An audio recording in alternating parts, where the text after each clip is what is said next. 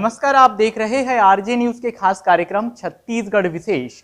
और आज हमारे बीच है छत्तीसगढ़ के सुप्रसिद्ध पुरातत्वविद पद्मश्री डॉक्टर अरुण शर्मा जी।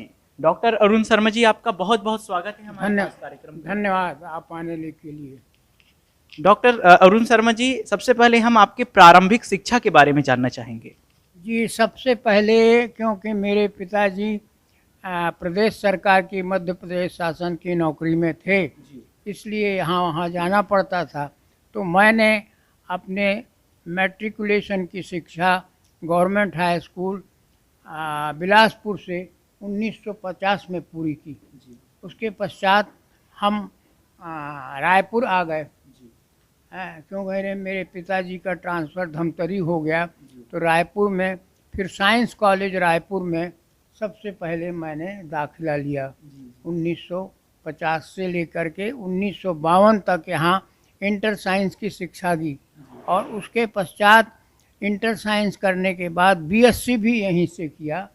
बीएससी करने के बाद उस ज़माने में रायपुर में पोस्ट ग्रेजुएट शिक्षा का कोई सुविधा नहीं थी, तो मैं आगे पढ़ने के लिए पढ़ना चाहता था एंथ्रोपोलॉजी में।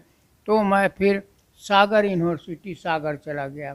वहाँ पर से मैंने 1958 में एमएससी एंथ्रोपोलॉजी में एमएससी किया। एमएससी करने के बाद वापस रायपुर अपने घर चला आया, और शुरुआत में नौकरी चाहिए थी, तो महावीर हाई स्कूल गुढ़ियारी में मैंने टीचरशिप की नौकरी की। इसी बीच मुझे भिलाई स्टील प्रोजेक्ट में शिफ्ट केमिस्ट्री होने के कारण नौकरी मिल गई, जहां पर कि मैं ब्लास्ट फर्नेस केमिस्ट हुआ और रशियंस के साथ काम करता था। क्योंकि उस ज़माने में भिलाई स्टील प्रोजेक्ट का निर्माण हो रहा था, रहने की सुविधा नहीं थी, रायपुर से बस में आना जाना पड़ता था, जो मुझे मेरे पिताजी को पसंद नहीं थी, और नाइट ड्यूटी थी। तो भगवान की कृपा से इसी समय भारतीय पुरातत्व सर्वेक्षण का ये एडवर्टाइजमेंट छपा, जिसमें टेक्निकल असिस्टेंट एंथ्रोपोलॉजी की पोस्ट नागपुर में इंटरव्यू हुआ ऑल इंडिया, और मैं सेलेक्ट हो गया।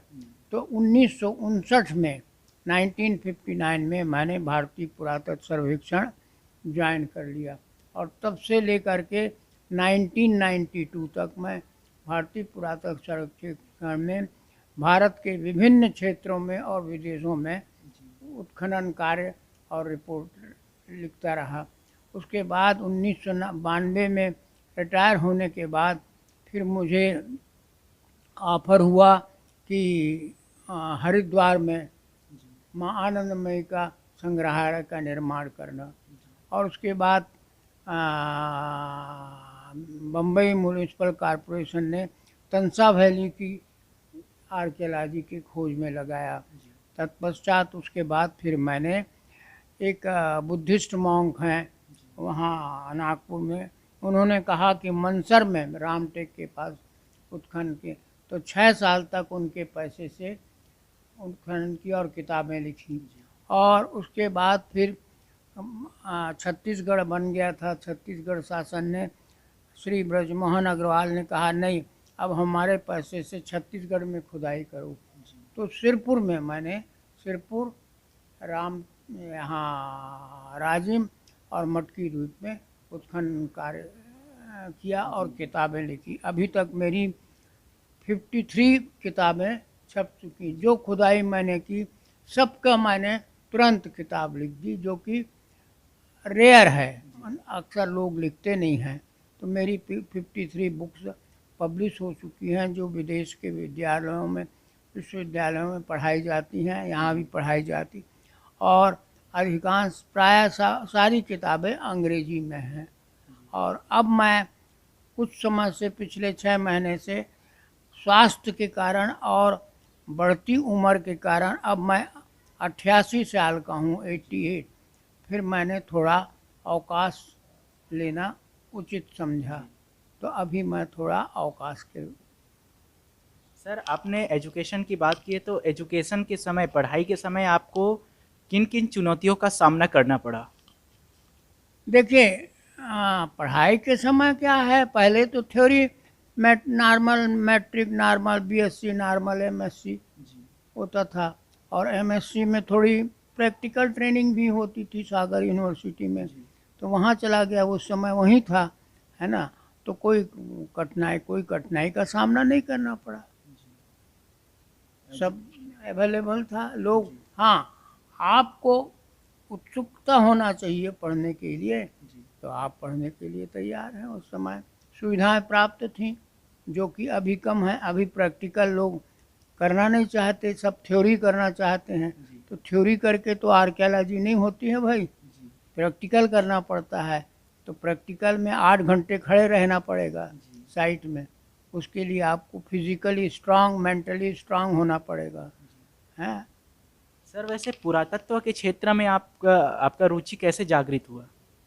पुरातत्व के क्षेत्र में ऐसी रुचि जागी कि जब मैं एंथ्रोपोलॉजी कर रहा था तो एक दो जगह जाते थे, और लेफ्टिनेंट कर्नल गेयर हमारे प्रोफेसर थे, वो बताते थे देखो ज़मीन में मिट्टी के बर्तन के टुकड़े पड़े हैं, कुछ कुछ चीज़ें मिल रही हैं, ये सब पुरानी सभ्यता को इंगित करते हैं, दिखाते हैं। तो अगर इनको खोद के निकाला जाए और लिखा जाए तो बहुत बड़े पुरानी सभ्यता के बारे में पूरा वर्णन छप जाएगा। तो इसलिए इच्छा हुई कि समथिंग न्यू, नई चीज़ आपको मिलेगी पुरातत्व में। पुरानी चीज़, नाम पुरातत्व है, पुराना, लेकिन सबसे नई चीज़ें पुरातत्व में ही प्राप्त होती हैं। तो इसलिए वहाँ पर इच्छा जाहिर हुई। सर वैसे ये कार्यक्रम को युवा वर्ग, छात्र वर्ग भी देख रहे हैं, तो उन लोग को थोड़ा सा सारगर्भित तरीके से बताइए कि ये पुरातत्व क्या चीज़ है। पुरातत्व है कि पुरानी सभ्यता के बारे में ज्ञान प्राप्त करना, और जो कुछ मालूम है उसको और नया कुछ खोज करके, नई खुदाई करके ज्ञान प्राप्त करना, और उसके बारे में फिर लिखना। ये धारणा कि छत्तीसगढ़ बहुत पिछड़ा इलाका है, बिल्कुल गलत था। यहाँ से एक सबसे ज़्यादा पुरा संपदा छिपी हुई है, लेकिन उसको खोद करके बाहर उजागर करना हमारा युवा वर्ग का काम। उसके लिए आपको मानसिक और शारीरिक दोनों रूप से सजग रहना पड़ेगा, प्रयत्न करना पड़ेगा, काम करना पड़ेगा, दोनों रूप से। घर से बाहर रहने की ताकत होना चाहिए। सुख सुविधाएं नहीं, हम तो ऐसे खुले में सोते थे, जंगल में तंबू लगा करके सोते, जितनी खुदाइयाँ की सब तंबू लगा करके की। तो वो इच्छा होना चाहिए, तब आपको नई चीज़ प्राप्त होगी। सर वैसे आपके मार्गदर्शन से अभी कहाँ तक आपने इस खुदाई किए? क्या छत्तीसगढ़ के बाहर भी आपने? छत्तीसगढ़ के बाहर ही की अधिकांश तो नागालैंड, मणिपुर से लेकर के लक्षद्वीप तक, और लेह लद्दाख से लेके अंडमान तक खुदाई यहाँ की मैंने। हाँ, लक्षद्वीप भी गया, तो बाहर ही जाना पड़ता है। अभी तो छत्तीसगढ़ में राजिम है, आपका सिरपुर है, ये दो बड़ी खुदाइयाँ, और मटकू 3 बड़ी खुदाइयाँ हुई। अब सरकार की इच्छा और शक्ति पर और पैसे पर निर्भर है। लड़के तो बच्चे तैयार हैं, लेकिन उनके ही अभी अब दिक्कत छत्तीसगढ़ में ये हो गई है कि पुरातत्व विभाग आईएएस ऑफिसर, आईपीएस ऑफिसर देखते हैं, जिनको कि आर्कियोलॉजी का कोई ज्ञान नहीं है।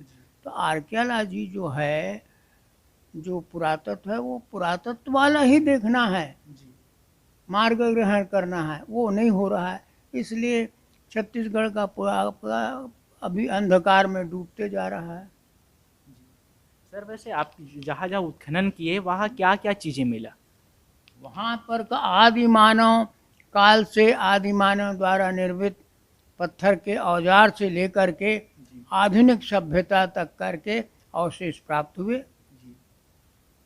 सर जिस प्रकार से सुरपुर में एलियन के दावा आता है, होता है, आने का दावा होता है, क्या वास्तव में सही है क्या? बिल्कुल सही है।